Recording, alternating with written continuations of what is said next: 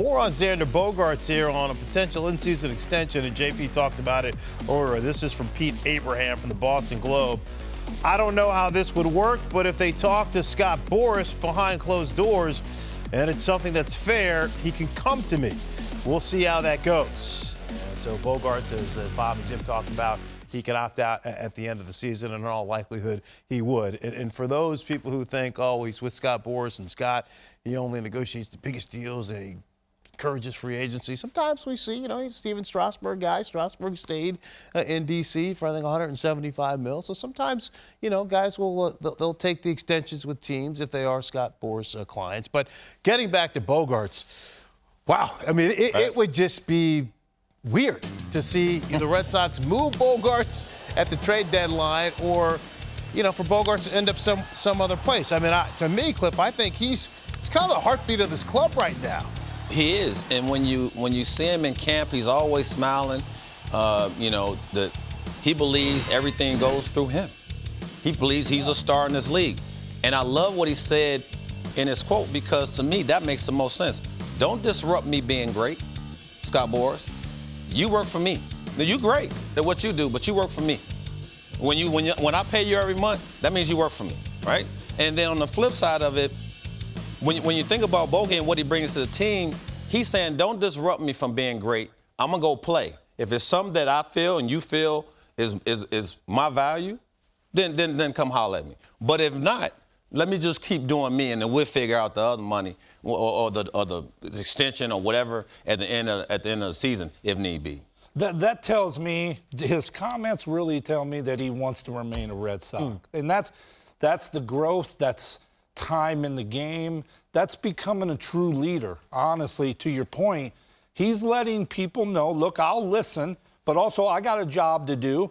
And like Boston's a great baseball city. Oh, yeah. And he's been a part of it for so long. Like players, they become accustomed. They adapt to the environment they're in. And it sounds like to me he wants to remain there and stay there long term. Well, Cliff, we saw him in 2013 as a youngster, but he was part of that World Championship team, came in and was very poised. He's got 2 rings. Now, let me play devil's advocate here, because the defensive metrics say that he is average at shortstop. He's never had a positive DRS number.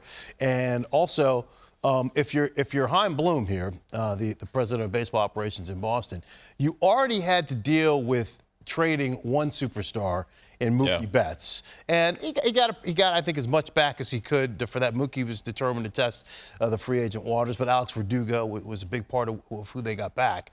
Are you ready to roll up your sleeves here and now do it to another guy who's considered a superstar in that town? I would say be careful. I would just say be careful because of what and how special Beantown is and how serious they take baseball. And, well, not just baseball, their sports in general, right? So I think when you want the fan base to understand that you might not be rebuilding, but you might be retooling, what are you really messing with? And Bogey, you're going to take certain guys and take them out of what you're going to, retool with and mess with. Because if you don't bring Bogaerts back, then you better be able to figure out how you're going to get this team to be consistently good offensively. And if you want to say defensively he hurts you, he's a winning ball player.